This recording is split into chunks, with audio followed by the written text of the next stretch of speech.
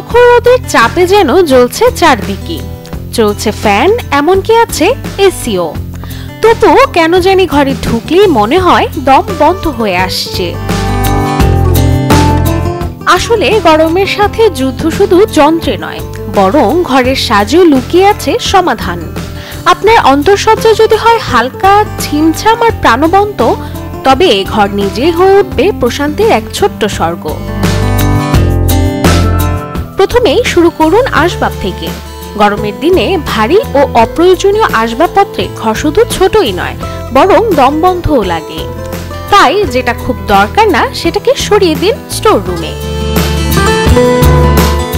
এতে ঘর হবে ফাঁকা এবং হাওয়ার চলাচল হবে সহজ।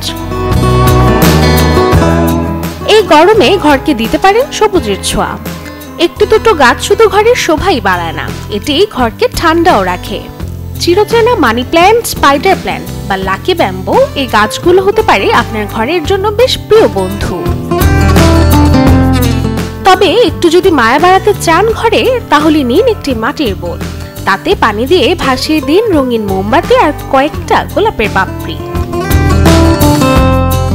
জ্বলন্ত মোমের আলো আর গোলাপের মিষ্টি গন্ধে আপনি যেন হারিয়ে যাবেন এক শান্ত জগতে, রোদের গরমকে ভুলে।